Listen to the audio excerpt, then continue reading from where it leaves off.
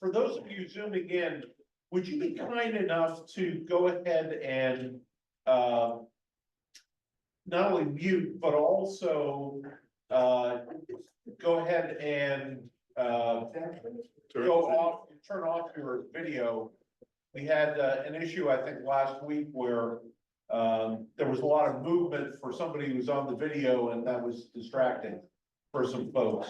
And also, if you want to put anything in the chat, I'm not as good as I should be of following that, but if somebody could go ahead and be aware if you see anything pop up in the chat that I need to take care of, I will be grateful for that. Yeah. Great. So a couple of pastoral care issues. Jolene Compton had her shoulder surgery on the 1st. I spoke to her earlier in the week and she's getting along pretty well. And one that we haven't sent a card to, but I raised, some of you know Doug and Sarah Mitchell. They're getting ready to move to Blightford. Okay, sorry. Doug and Sarah Jane Mitchell. Okay. And they have a beautiful golden retriever, Greta. And every holiday, I get a photograph of Greta dressed up wearing something.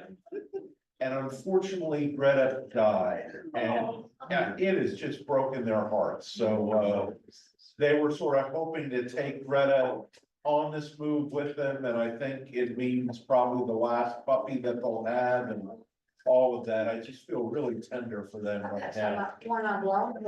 Exactly. I suggested I've got two, and I'd be happy to give them one. Yeah. One of mine, it would be great to get rid of that one. And another thing that I'll ask Rosemary to put in the back.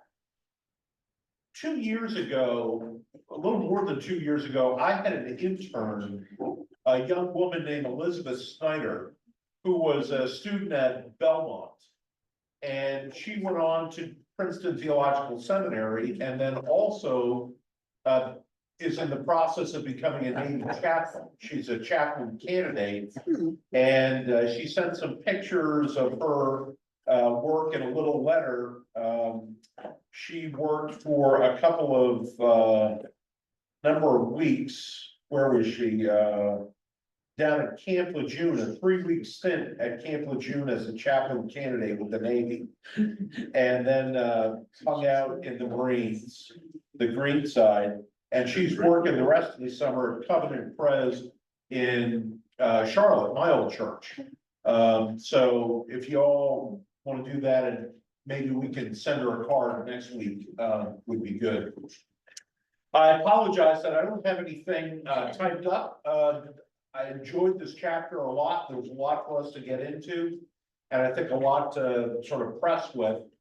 But if I could do two things, and then I'm going to ask Will if he would just remind us where we were last week, and then we'll get into our chapter. That would be great. In your tables, make sure you know one another. And was there a passage or a question you had out of this chapter that you'd like us to explore? Take a minute just to talk about that with your group. Is there something in this chapter that bubbled up that you'd want to explore, and make sure you know those around you?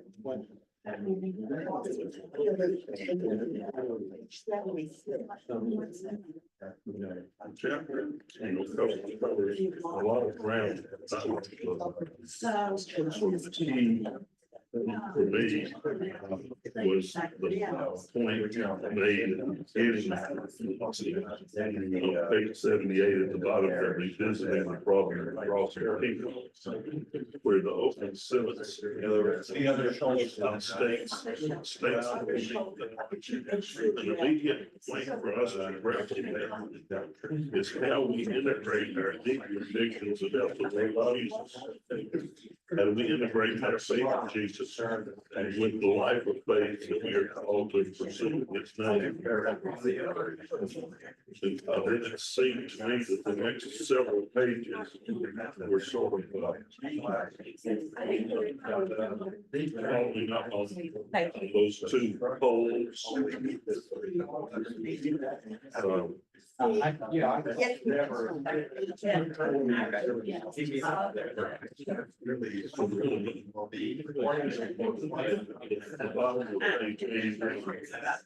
It's not going to see how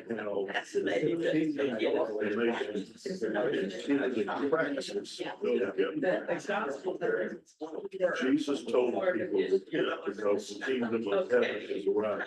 That's proclamation. He specifically called the following fish. That's practice.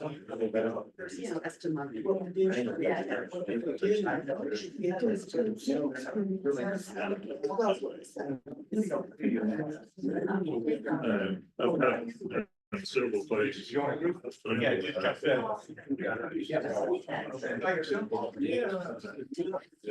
I didn't understand it quite at the end of that chapter because it was sort of explaining their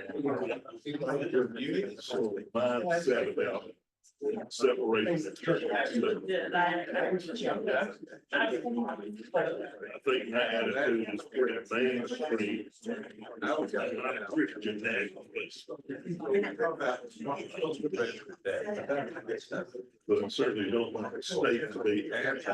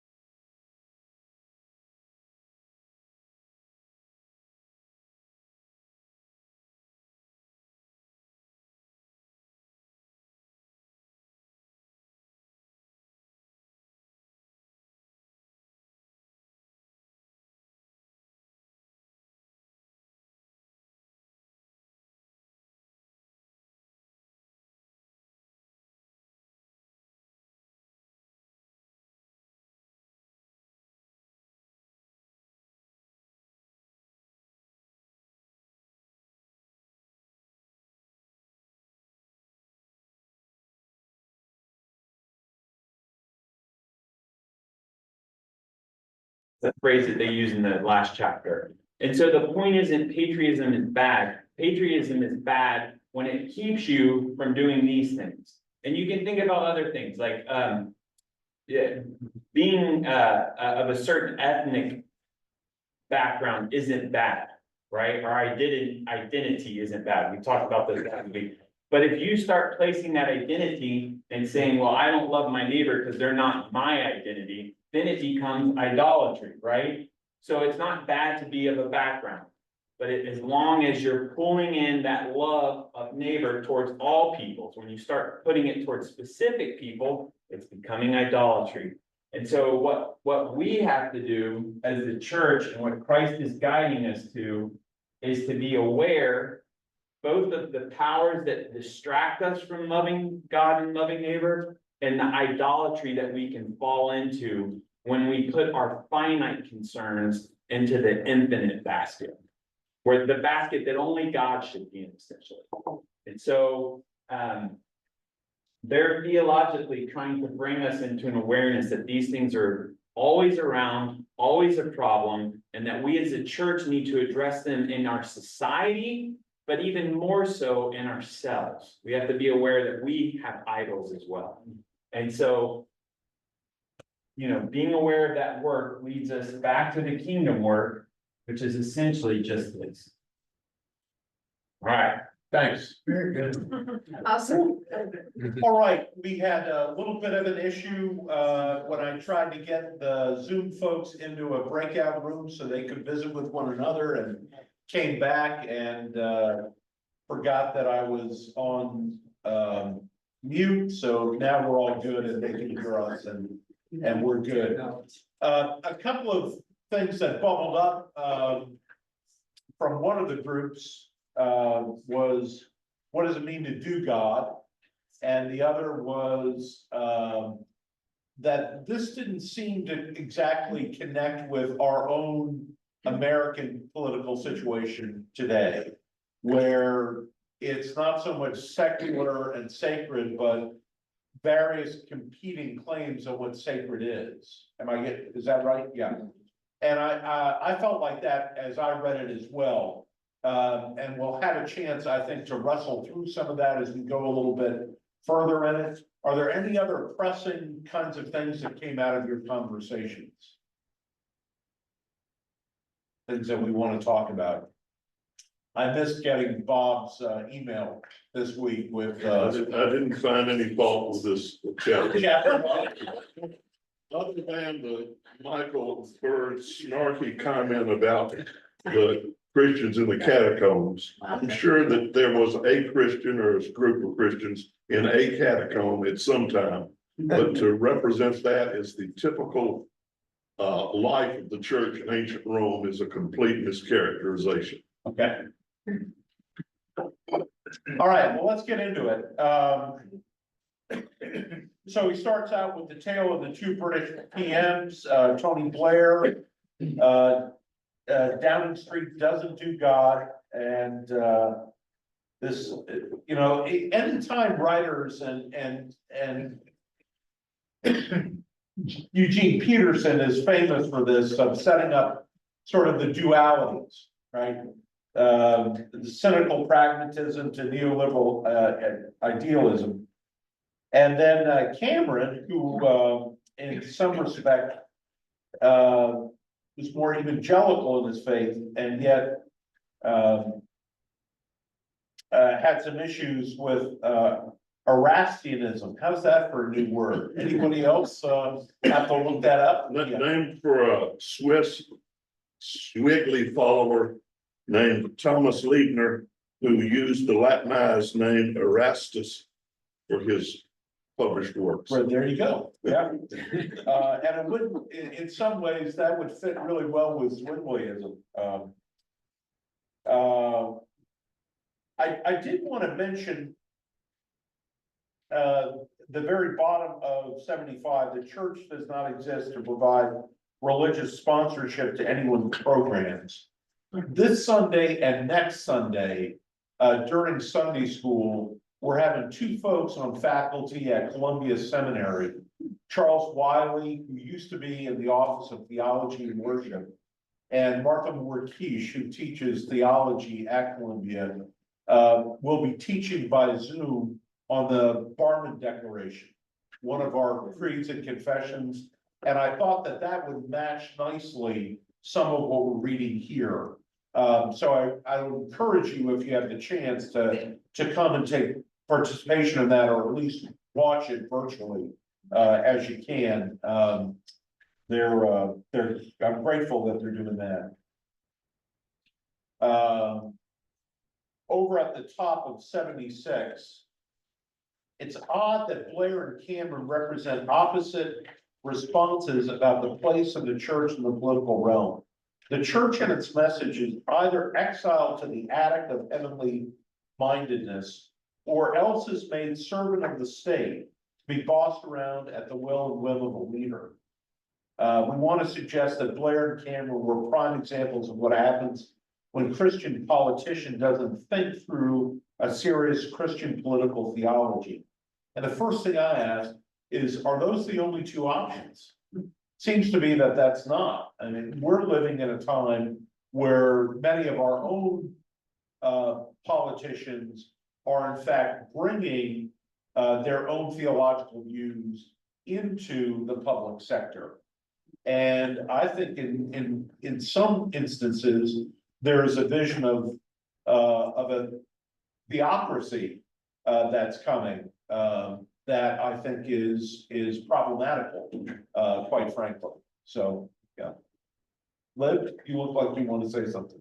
No, not yet? I Okay, do, I want to say Yeah. the next thing. It's the next sentence. okay, go ahead. Ken and I, What is do God? yeah, And I just, they use that term frequently through this. Frequently, maybe 4 or 5 times during this, and I don't know what they're talking about. Okay, thought about that. What do you all think this notion of that we're to do God means in this concept?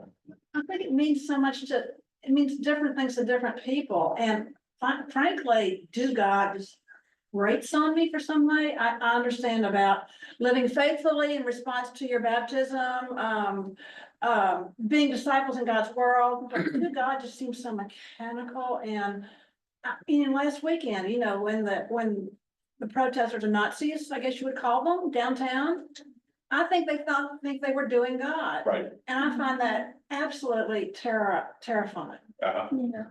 But they're understanding. Hold on a second, Robert. I was just gonna say, I think it's sort of a trivial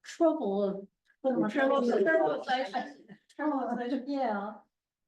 Sort of flippant. Yeah. Yeah, I mean, show off that you're a Christian, is that what they mean, or is it going out and doing service? I just don't know what when they say we need to do God. Yeah, I think putting it in the context with that earlier statement that that Downing Street doesn't do God means kind of bracketing out our commitment to God. So my sense of what he means by we need to do God is integrate our faith belief in how we're engaging in the political order, not separating. And I do think it could mean something very specific, like, feeding in a homeless center, or, any of those kinds of things. But I think it's more of this sense of being aware that our beliefs have a place in this wider conversation. Mark? God, doesn't it, doesn't the rub come when people think differently about what doing God is? Some Yeah. people think putting the 10 Commandments in all the schools is doing Yes. God. Right. Amen. The state Bible, state book, Yeah. the Bible. Right. They think they're doing God, and they think, that people that think that's a bad idea are like not doing God. Right, You know what I'm saying? exactly, yeah. What does it mean? I go to church and as the president, and I'm seen going to church as opposed to not, having that part of my life. I just am not sure what type of doing God he's talking about. Yeah. That's helpful. you know, I think what is the role of, kind of a national religion? I remember a number of years ago, there was a big court case about whether or not cities could have nativity scenes in the downtown. And one of the legal interpretations was, it really doesn't mean anything, it's just alongside a Christmas tree. And I'm like, wait a minute, that's not my understanding, you know, it's just a certain symbol, right? No, you know, is it or isn't it? And I thought, you know, the judicial argument to that really was incredibly dismissive and wrong-headed, that it's just a national symbol. Well, you know, no, well, so the compromise is you have a menorah there and everything else there as well. That may be a better thing, but that symbol doesn't mean anything is kind of putting off for me. I mean, I'd rather it say, no, we don't have one, we have it at, you know, at a church or something like that, then it doesn't mean anything. Bob, you want to say something? I think doing God is saying that a public official in justifying a policy is not going to say, we're doing this because it's God's will. Okay. It's saying we're gonna justify our programs on the basis of what society needs, not to reflect our Christian vocation. Okay, you know, I guess I need to put some cards on the table on the front end, and this whole chapter, right, is the kingdom of God as vision and vocation. So part of this is about vocation. It's not telling, well, I'm not saying that individuals shouldn't do God. This is saying the public official in his role solely as a public official is saying, we're not doing God. Right, and I guess, you know, part of what I think he's also getting at here is that people should not shy away from engaging in politics, but rather that Christians should see public service as a vocation. I think that's part of his agenda here. And for me to put some cards on the table, my father was an elected official. He served as a judge for 16 years on the bench. And had an incredible sense that this is what God had intended him to do, right? And I think about, you know, members of our own congregation who have stepped up and know that they're gonna get the slings and arrows of you know, animosity for decisions that they make and all of that. And yet some of them, I think, understand that they're trying to make a better place for all of us here. So I'm not rejecting what you're saying, Bob, but I also want to leave room that individual believers go into public service with a sense of how can we build kingdom for everybody? And part of that is, I think right now, as somebody here said, the 10 Commandments, you know, that's one thing. But, you know, at the same time, subsidizing children's lunch is also perhaps a vision of how we care in the community, and negotiating all of that becomes problems, but Or not marginalizing a trans person or something. Right. In other words. Yeah. It's kind of like, what is your vision? Right. Right. You know, Jerry Falwell was like, we got to get involved. Exactly. Yeah. And then that was a big part of it. Yeah. All right, let's jump down, about halfway down, 76. There's no opt-out for us if we're committed to Jesus as Lord, and the way his lordship has become part of the life lived in community with others. To be clear, this is not about Christian takeover. It's about Christian testimony in the age of troubles, terrors, tyranny, and tragedy. Thoughts about that?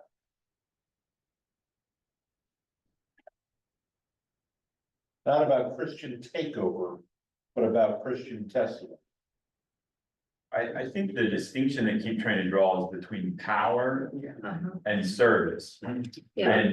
And the inclination towards Christian nationalism is just so that folks that identify as Christian can have power against other forms of power.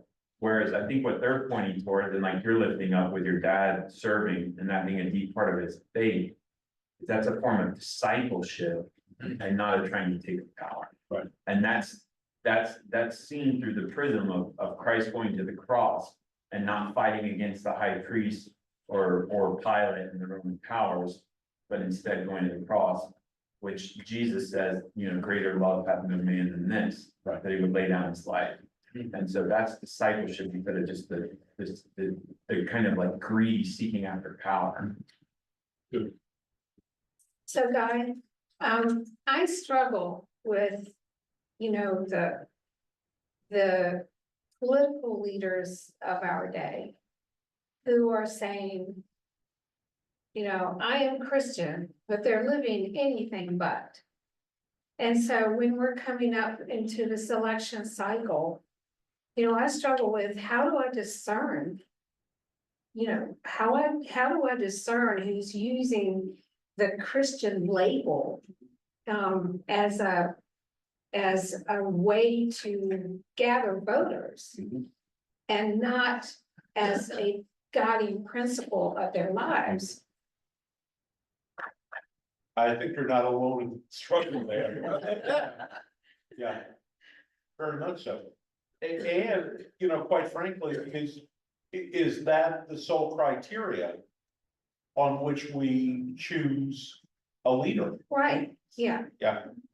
Don't you look at it as what they do as opposed to what they say? I think that is good part of it. Oh, and either can we say that this person in his or her own life is a faithful follower, but does that mean that equips them, you know, for this level of service, you know, in leadership? On the other hand, you know, character matters. Yeah. And how do we understand character? Like, seems like it's dying out here.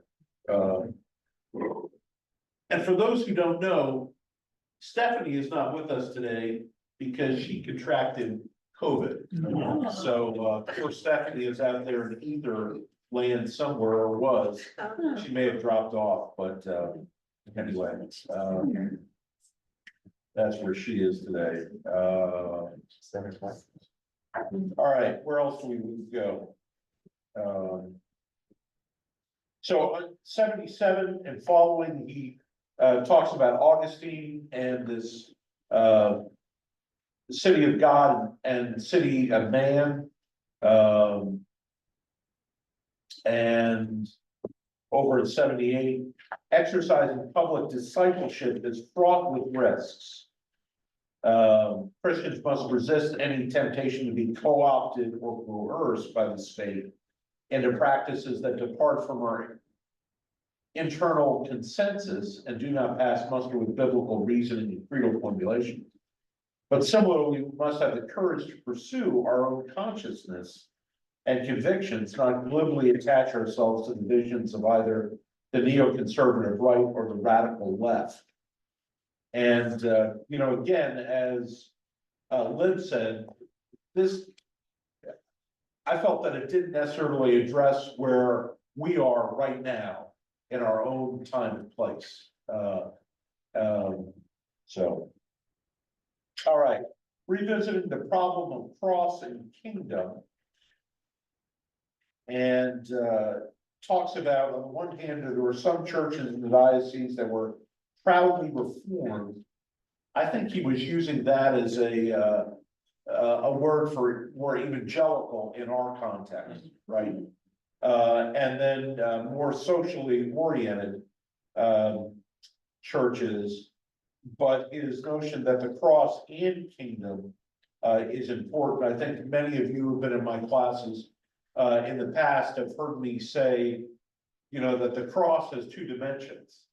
And you can't separate those dimensions, the vertical dimensions of our relationship with God, but the horizontal, our commitment to one another, and you just can't break those apart. And having, you know, done nearly 40 years of ministry in the Presbyterian Church, there have been often the camps of the ones who want to talk about your salvation and the other ones who want to talk about serving the needs of humanity. And you know, you can't, you've got to have them both, it seems. Yeah, I thought this section was the real heart of this whole chapter.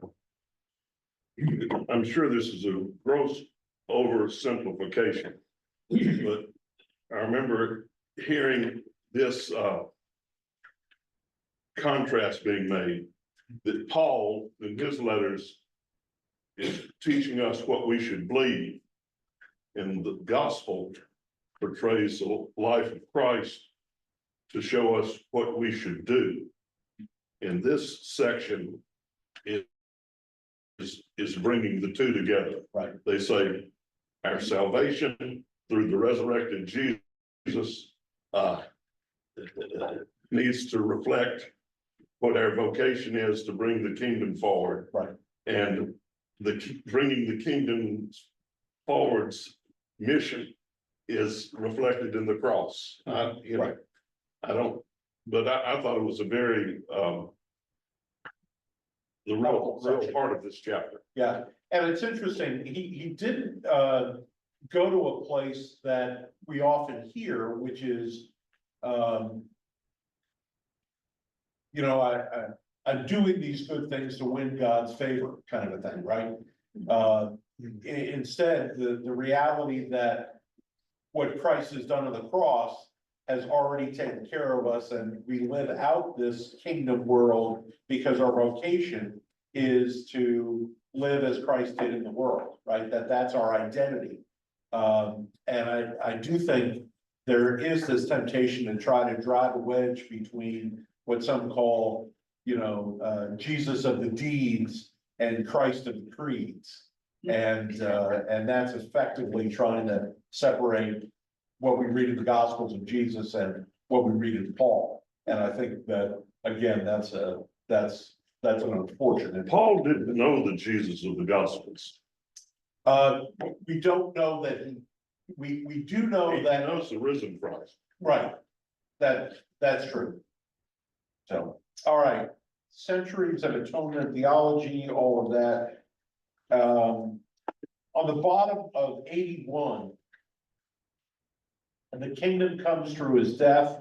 The fact that the kingdom is redefined by the cross doesn't mean that it isn't still the kingdom. The fact that the cross and the kingdom bringing event doesn't mean that it isn't still an act of horrible and brutal injustice on the one hand, and powerful rescuing divine love on the other. The two meanings are brought into dramatic, shocking, but permanent relation. Ultimately, the cross is the sharp edge of the kingdom redefinition, just as the kingdom in its redefined form is the ultimate meaning of the cross. There is a hymn called Christus Paradox. I know, Nan, it was an anthem We've sung it, first yeah. called Christus. I can't remember what the hymn is. It's Picardy and Split on Mortal Flesh, most of us know it. That's the tune, but the hymn has these paradoxes in it.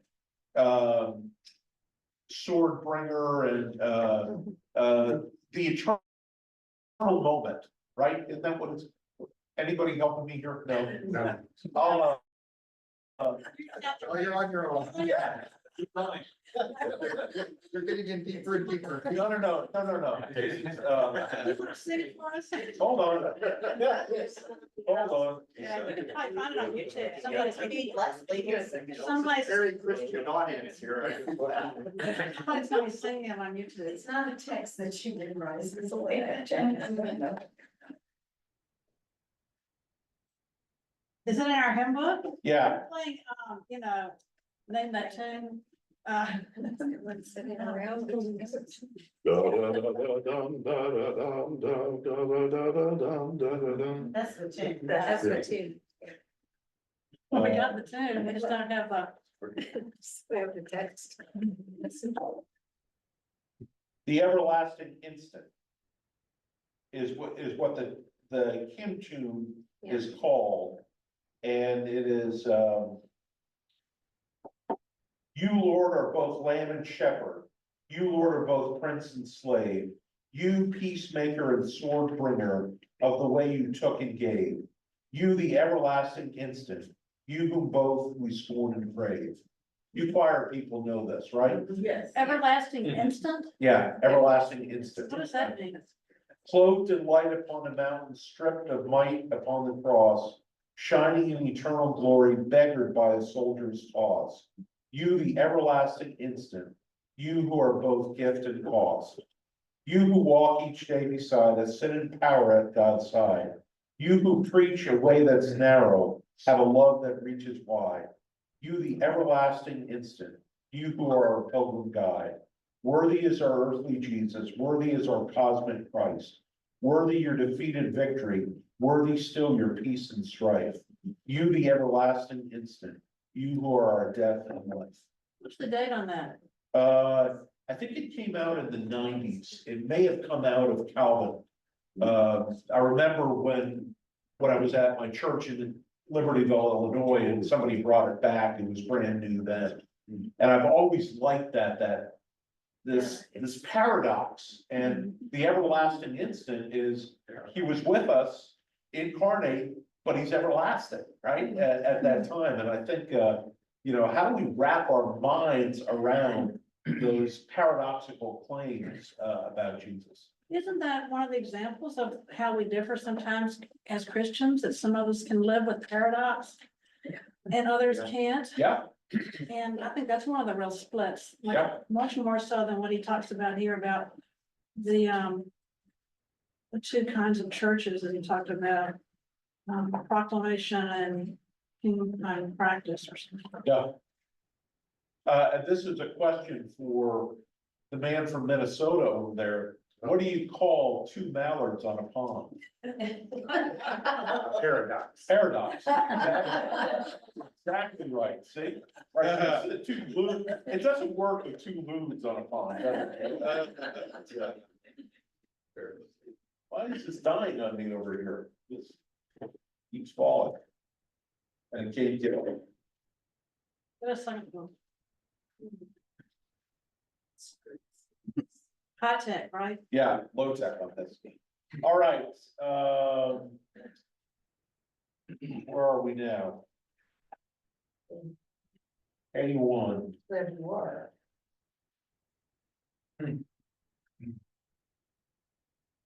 Well, let's move on, building for the kingdom.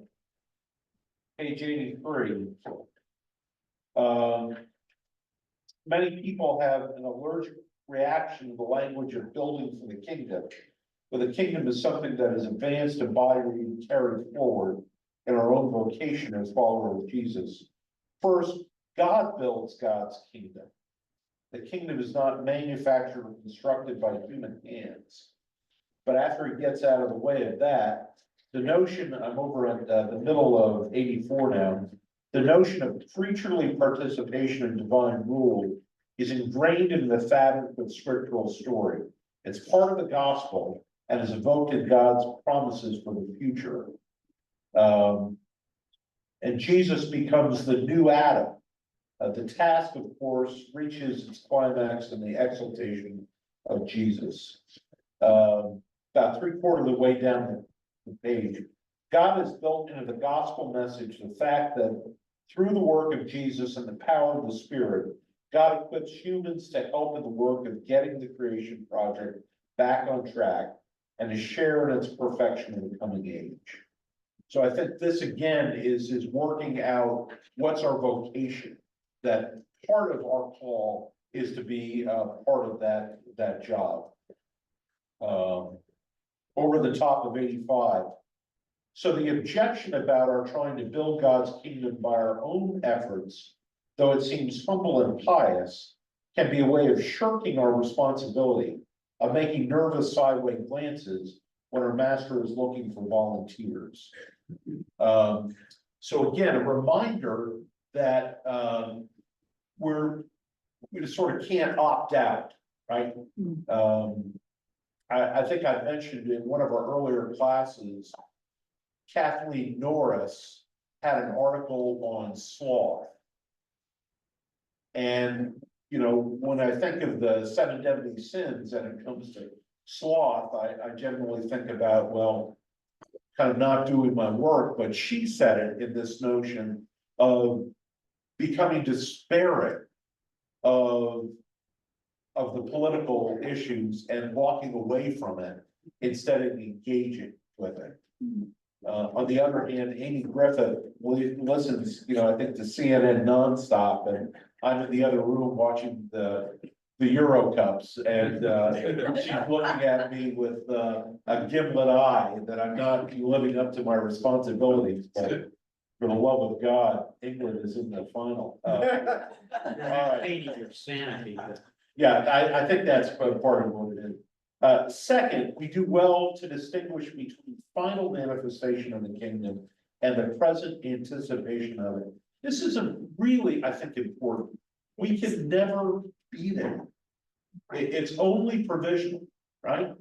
But we have the hope and expectation of that to come, and therefore we take courage in the present. I used that marvelous affirmation when I preached a couple of weeks ago, the affirmation of faith from the old Southern Confession of Faith, that we don't give up hope in the midst of this, right? I think this is really important to remember.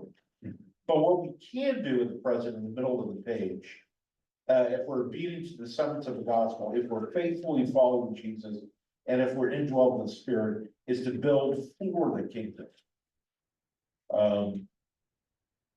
Because we can't see all things under his feet now, the church must get busy to the task in preparing the world for his cosmic lordship. We're not called to tinker in the world and then walk away from it, but to curate creation for its consummation. We're not oiling the wheels of a machine, I'm turning over 86 now, that's about to fall over a cliff. We're not restoring a great painting that's shortly going to be thrown into the fire. We're not planting roses in a garden that's about to be dug up for a building site. We are, strange though it may seem, almost as hard to believe as the resurrection itself, accomplishing something for which will become in due course part of God's new world.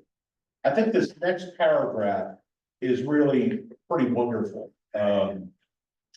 If that is true, then every act of love, gratitude, and kindness, every work of art, music, inspired by the love of God and delight in the beauty of creation, every minute spent teaching a severely disabled child to read or to walk, every act of care for a dying patient, every deed of comfort and support for refugees, everything done for one's fellow human being, everything to preserve and beautify the created order, all spirit-led teaching, every deed that spreads the gospel, builds up the church, embraces and embodies holiness rather than corruption.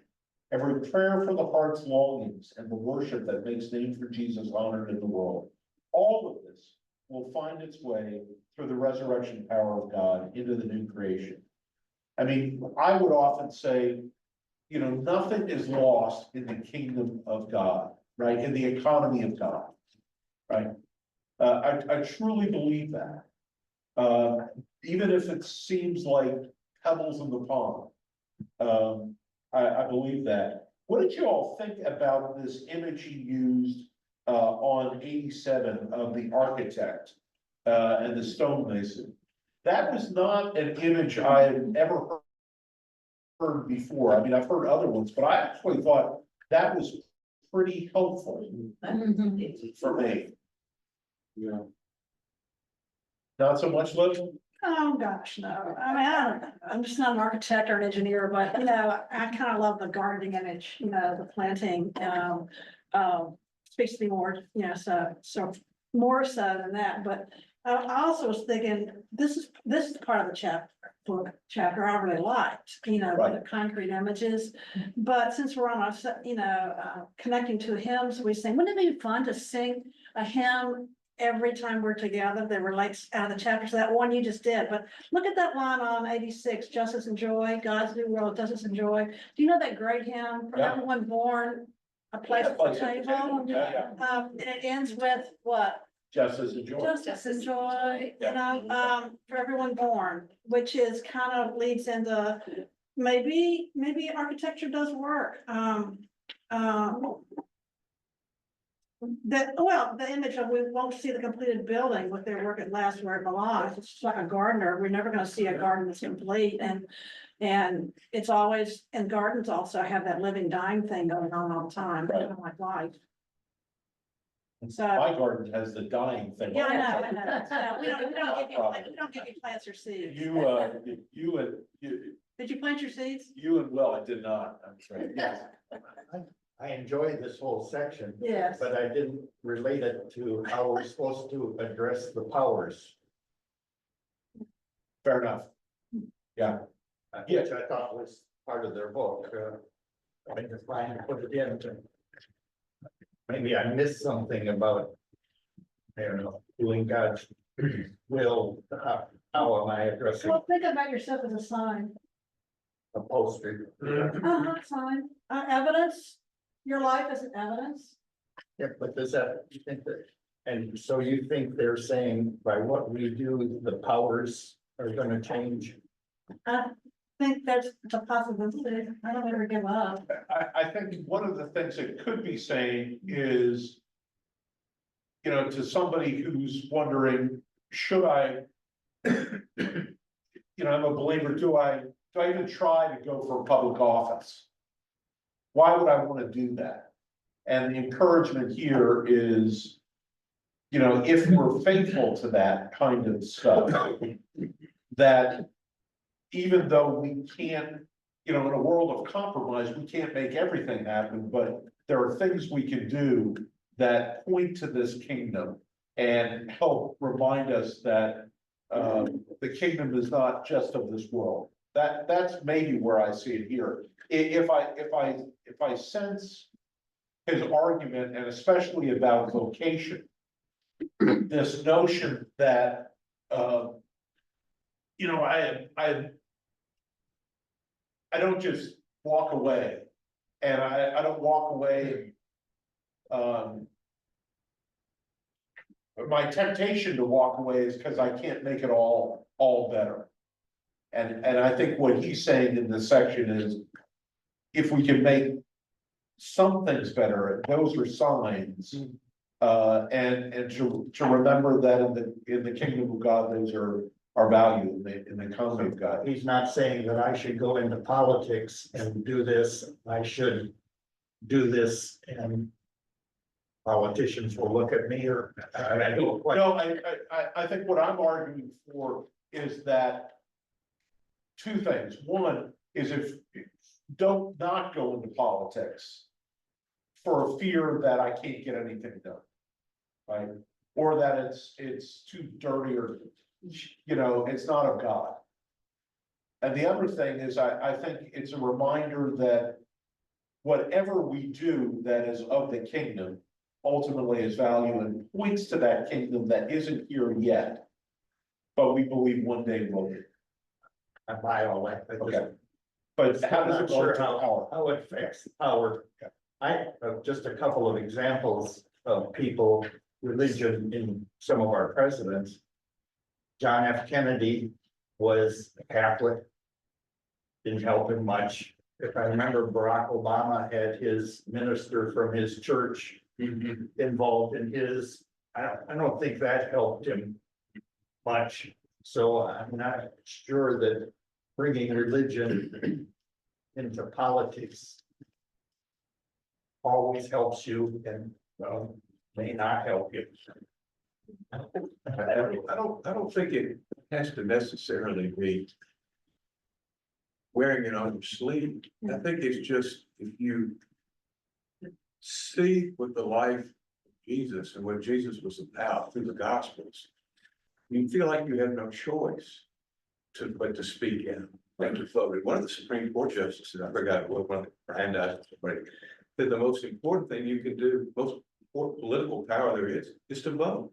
You know, so you just don't check it at the door. You sort of, everything, I guess, kind of goes through this filter of what's a neighborly thing to do? What's a loving thing to do? You know, the old race was, what would Jesus do? You know, I don't know. Does that make sense at all?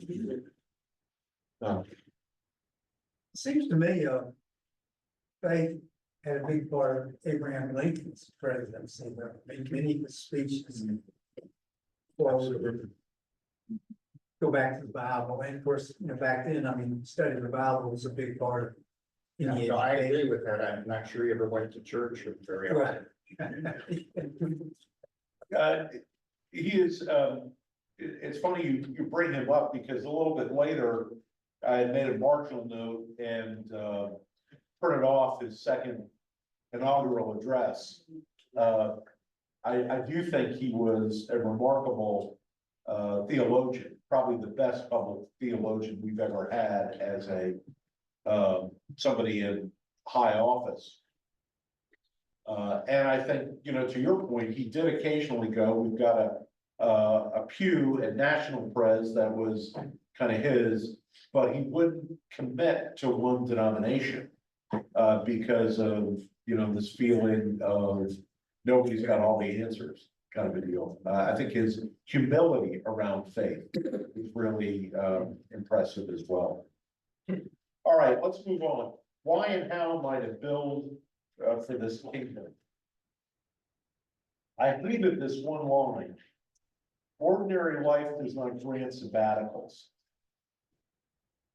Wow. Sorry, Where are you? I'm sorry, I'm over on 88. And about halfway down the paragraph, underneath the topic heading, why and how might it build for the kingdom? I got stopped in my tracks. with that line. Ordinary life does not grant sabbaticals. I think, you know, Well, what do you? having enjoyed one. having enjoyed, yeah, I've now had two here, and, you know, I think Carson used to say, the longer you're on staff, you're living from sabbatical to sabbatical. That isn't quite true, but, both of them were immense gifts to me, and I imagine, Liv, you've had a sabbatical or two over the years, but, life doesn't take, I mean, that was harsh, that kind of hit me. I took two statements on this page, I thought were very powerful. Two statements, one's the last of that paragraph. Do not fall into the sin of becoming merely a religious consumer rather than a kingdom contributor. Right. That brought me up short. Yeah. And then a few sentences later, let your heart be burdened by the needs you see about you. Yep. Let your mind be haunted by the great missionary task that remains unfinished. Let your conscience be pricked by the great injustice that goes on blightingly in your land. Then, as far as you're able in your season of life, pick one ministry in your church to help with and one cause to partner with. This is the most pastoral they've been. This is the most pastoral they've been. Yeah, exactly. In their writing, and it's Yeah. evocative and it's inclusive. And I love the way it starts, whatever your age, ableness, Right. however you identify as gender, limitations, fears, stage of life, we all have those. Right. Yeah, I remember, you know, with this and, Ben Lacy Rhodes. There's a name. Does anyone recognize that name? Yeah. He was on faculty at, Union Seminary years ago. And, was sort of in the practical theology department up there. Yeah, I totally remember that. And in the old, when I first came into ministry, there were weekly or monthly publications from the old Northern Church and the Southern Church, and somehow I got both of them. And he would write a kind of a practical column in the Southern Church's one. And I remember somebody writing in saying, you know, I'm old and I'm infirmed, I can't do anything anymore. I feel so worthless in the church, I can't contribute, and he wrote like, you know. You can take on a ministry of intercessory prayer. You can pray for others. I mean, it was so wonderful. You know, we've got work for you, no matter what you're doing, and kind of hear the echo of that and the generosity, inclusivity. But that notion of where do we lead in and what do we take on? And I like to say sometimes, you know, we sometimes have to say no to good things to say yes to the best. We can't be involved in everything. I mean, bless you, Ken, for your work with the outreach. I mean, how many what's the committee you're chairing now? Benevolence, excuse me, I still think of it as outreach. But I mean, all of the requests that we have. And yet trying to discern how can we make a significant difference. We can't do it with everybody, and golly, I wish we could do more. I got a hard no from a former chair when I was asking a couple of years ago for just a couple of grand to support a student who was coming to do doctoral work at Vanderbilt and was an international, didn't have a lot, so. The benevolence committee said, no, I needed to find it somewhere else, but I mean, you know, but to be able to say, this is what I'm passionate about, and I want to give my substance to that. And then, you know, as we're able to do that, we're able to say no to other things. And I learned that the summer between my first and second, summer of my second year at seminary, I guess it was. I was living in the Twin Cities and I was trying to find work. And one of the jobs I got was fundraising for a hospital. And I was cold calling, and it was for a children's hospital. And I had no idea what the patient's issue was, or how that, was it just they had come in for ear tubes? Or was this child, you know, a leukemia patient that didn't live? I had no idea, just called and, you know, we're asking for money and somebody gets on, oh, you're a professional fundraiser, like, listen, I'm not a professional anything, I'm seminary students looking at, you know. But this one woman, and her child's name was Charis, which is the Greek word for grace. And she said, oh, we were so grateful for the care that Charis received. She's great, and I'd love to help, but you need to know, we tithe to our church, and we support a missionary 5% beyond the tithe, and I'm like, listen, thank you so much, you know. But what I learned is when I say yes to certain things, I can be gracious and say no to others. That because I made an intentional commitment with my resources here, I don't feel like, oh golly, I'm, you know, guilty about this. I can say, this is where God has chosen me to give my substance, right? But for those who also say, oh, there's too much, I can't do anything, that's a cop-out. We are called to say, this is something I will lean into, and how to make that happen. All right. Over on middle of 89, we need to touch on here, don't we?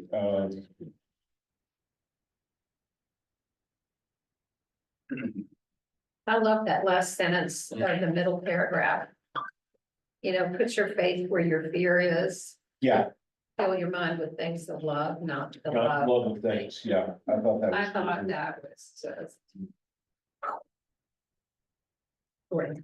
I thought this too, perhaps the single greatest threat is not the rise of secularism or the emptying of churches, but the apathy and indifference in the churches that are still here. Early in my ministry, I was mentored by a man named Frank Harrington, who was pastor of the Peachtree Church, the largest church in the denomination. And one of his little phrases was, don't ever forget that one busy flea can worry a whole dog. So one busy flea can worry a whole dog. So go out there and build that church in Alpharetta. Will serving in public office build for the kingdom? So this is where I think he's, encouraging, more and more of this to,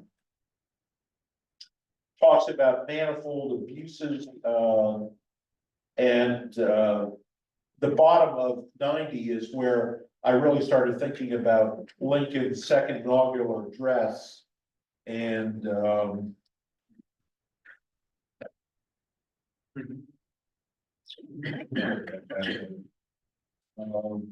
both read the same Bible and pray to the same God, and each invokes his aid against the other. It may seem strange that any man should dare to ask a just God's assistance in wringing their bread from the sweat of other men's faces. But let us judge not that we not be judged. The prayers of both could not be answered. That of neither has been answered fully. The Almighty has his own purposes.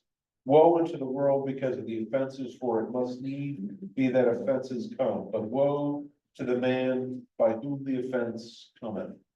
If we shall suppose the American slavery is one of those offenses which in the providence of God must needs to come, but which have continued through his appointed time, and he now wills to remove, and he gives to both North and South his terrible war as a woe due to those by whom the offense came.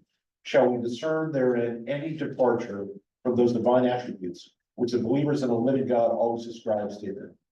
Fondly do we hope, fervently do we pray, that this mighty scourge of war may speedily pass away.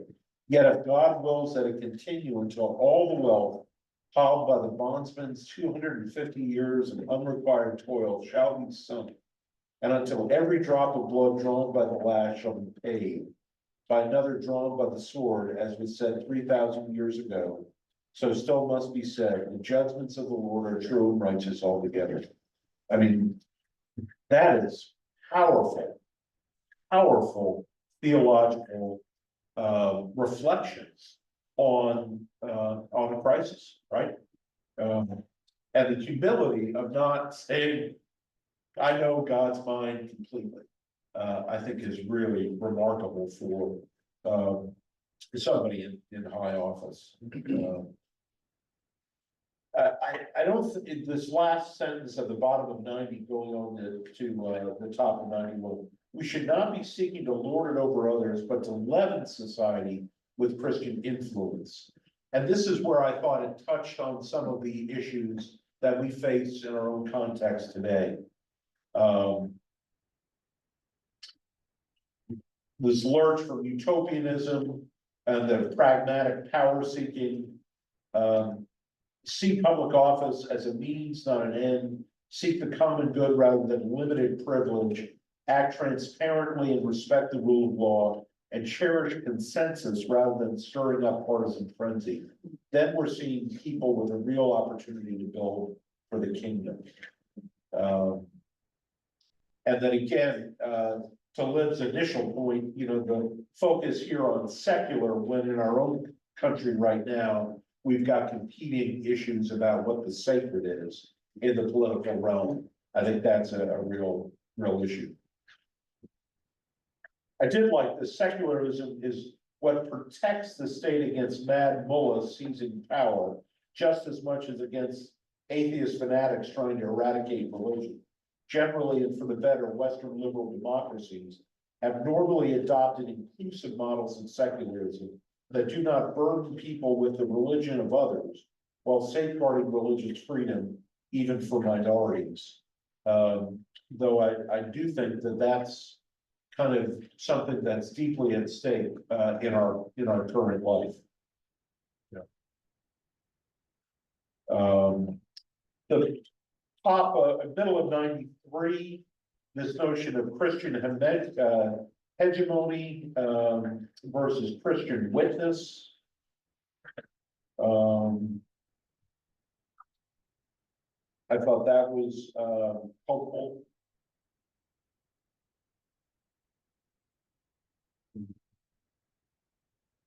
Then we move into the should we just stick to religion? The middle of 94, but the compartmentalization of the spiritual and secular is foreign to scripture.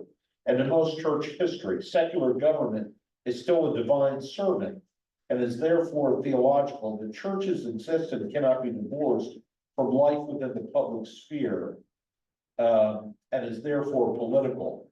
And then really traces historically where the church and state have kind of come together, and starting over in 95, showing a lot of different options down the line. Our own tradition, the middle of 96, the Reformed churches developed the notion of clergy and magistrates as mutually disciplining one another. So Enlightenment projects, anything in there that we want to stop and talk about?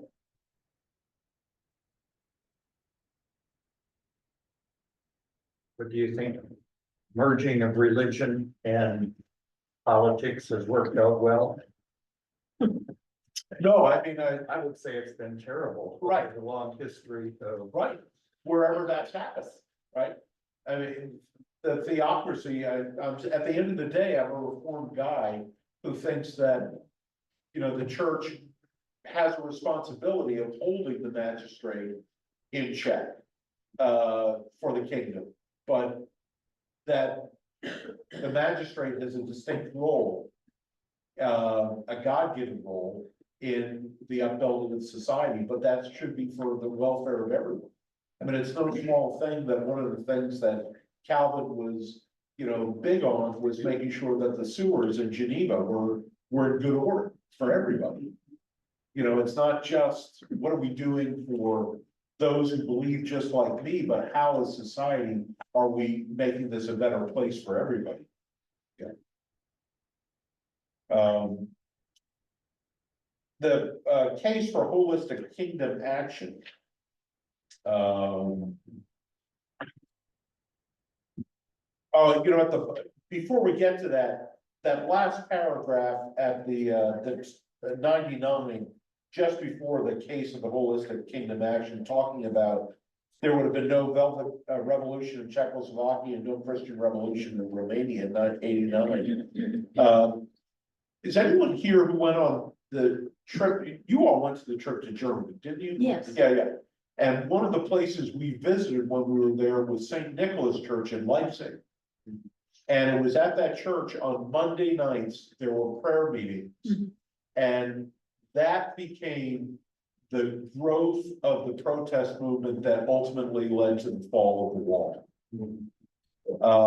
And they were peaceful, prayerful protests, but they kept growing in number.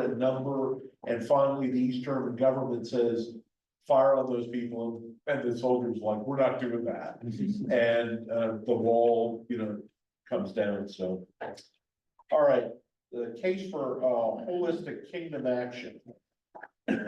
Your faith is your defiance against idols in this world. Your love is your rebellion against the powers of evil. Your church is not a retirement home for moralizing geriatrics. Your church is supposed to be more like a boot camp for soldiers of Jesus who go out in the world wearing the full armor of God, preaching reconciliation with God, loving their neighbors, sowing good deeds in the soil of earning hearts, and becoming the scourge of the corrupt and the champion of the weak. We undertake these tasks in such a way to make clear that Jesus is worthy of our worship. Such things indeed are acts of worship that we lay before his feet. Now, again, you know, the challenge with that paragraph is I believe it completely, but there are other Christians who see that in a very different way than I do, and that kind of goes with the book we read last summer, right? This competing view of what the sacred means. Well, the loudest voice is that other side of the church. In other words, Right. On page 100, the reference mixed with a variety of idolatries too large to be noticed by those who hold an idolatry too large to be noticed. That's a striking description of what can be present that we are blind to. There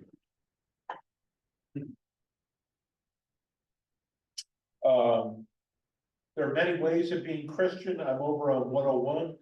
A building for the kingdom, even being political as a Christian, whatever path one discerns between church and state.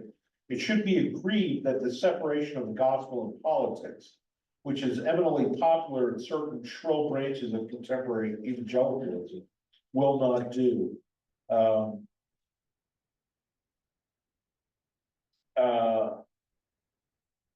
I mean, my concern really is the push in contemporary evangelicalism toward theocracy rather than kind of a separation from it. So again, that was a case where I think in the American context is different than where he's writing right now. Over at the bottom of 100, and if the church attempts this task of reminding or calling powers to account for your stewardship, it will face the same charges and perhaps the same fate as its Lord. I think about a time I was on sabbatical, and I was in Albany, New York, of all places, and I wanted to visit the New York State House. You all know it. It's such a beautiful building, and so historical. And so I was looking for a parking place nearby where I could walk to there, and I passed a Presbyterian church, and out in front of the church were a cluster of protesters, mostly octogenarians, right? But they were, and something had happened kind of nationally, and they were protesting it, and it so happened I had a parking spot right by the church. So I went back and I talked to them and I thanked them for doing this, and found out, you know, a couple of them go to Chautauqua every year, and then remembered that Heidi Hudnut-Boimler's father had once been a pastor at that very church. And some of the folks knew, you know, remembered Hudnut-Boimler or Hudnut at that point. And but I found myself walking away grateful for this protest. I mean, they were just, you know, 70, 80-year-olds in their lawn chairs, holding up some signs in front of the church, reminding the politicians who were, you know, driving around that somebody, you know, had a different opinion than what that was. And, you know, that's not generally my go-to way of being, but I was grateful to see that somebody said there's a moral conscience here that needs to be reminded that we have another way of being. Yeah. Well, Will Wellman led a class. Well, some of us here were in that class with the studying the teachings of the desert fathers and mothers. Right. And I remember one of the chapters we read that sort of hammered on the teaching that we should not be judgmental. So isn't there a tension between our concern about avoiding being judgmental and also being so sure of what we ought to say about a political issue? I think that's always a challenge. There's no question about that we can't escape that. And yet at the same time, the Old Testament prophets who are constantly reminding us of, you know, what God had set out as in the Pentateuch as, you know, the law of how we live together, give us an understanding of how we do that as followers of God. And so I think that there's a danger at that, but there's also enough within scripture that gives us guidance on how we do that, right? Is that fair, Will? Yeah, and the point about judgment is more toward the characteristics and attributes of another person. It's like, you know, don't judge others until you've dealt with your own brokenness. And I think the kingdom stuff that they're speaking about is more so like, are we falling in line with what discipleship and service looks like, more so than this person has bad moral habits or something like that? And I was gonna say don't be judgmental, but as we go about the task of working for the kingdom, we have to use good judgment.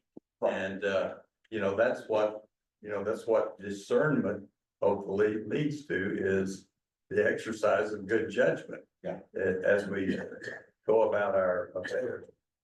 This chapter our discussion today has kind of reminded me of a book that Reinhold Niebuhr wrote back in the 50s called Moral Man and Immoral Society. And he was talking about how a society attains the civil concept of justice. And the thought that has stayed with me all these years after reading that book was his notion that, you know, a society has to have a whole lot of people who are striving to live out the Christian ideal of love of neighbor. And in the process of falling short of that, we might hit justice. And so we're to be the salt of the earth and do our thing. Yeah, mentioning salt of the earth, my Amy has a nephew who after doing some things as a 35-year-old, started his first call into a Methodist church last Sunday. And so we were talking about, you know, what's your first sermon gonna be? Right. Let me have you bring back next week a little paragraph of what your first sermon would be if you were gonna preach, right? Remember what Donovan's was? Donovan chose the passage about earthen vessels. That was his first sermon. And Thomas, Amy's nephew, did salt and light out of Matthew 5. And that, you know, our vocation, and I think it's, you know, that we're to be salt and light in the midst of a world of darkness and, you know, disease. I think that's kind of important. All right, we're finishing up here. Anything else? I appreciate the pushback from this today, and I've been very conscious reading this in conversation with the book we read last summer. That last summer's book was so current to our own situation in helping us understand how we got here and the sort of concerns over it. And yet I find this is helpful as well in helping me think through, you know, my own call to be engaged with what's going on right now. All right. Anything else for the good of the whole? I think Stephanie is up next week, as long as she's better. I hope for her quick. Somebody says here, Ralph writes, every member has a mission. There you go, Ralph. Thank you. Yeah, gotta figure it out. All right. The Lord be with you. And also with you. For your grace and goodness, O God, we give thanks and praise, and for your call for us to be salt and light in this world. We ask that you would, by your Spirit's movement, give us a sense of where our calling might be, that we could be planted and rooted and make a difference for your kingdom. Grant us your grace as we go, that we might be strengthened to serve you. For it's in Christ I pray. Amen. It was the 4th of July last week. One of the things that I do on the 4th of July every year is watch the movie 1776. Do you remember that? I do because in 1776, our high school put on the play. It's musical, right? It is, and I had the character of Governor Morris from New York, who had the same line spoken 14 times. Yes. New York State. Previously. How many different ways can you say that over, right? But there's that one song, Who Will Consider It Men? That's in that, it's a wonderful musical. If you've not ever watched it, I'd encourage you to do that. I got it right.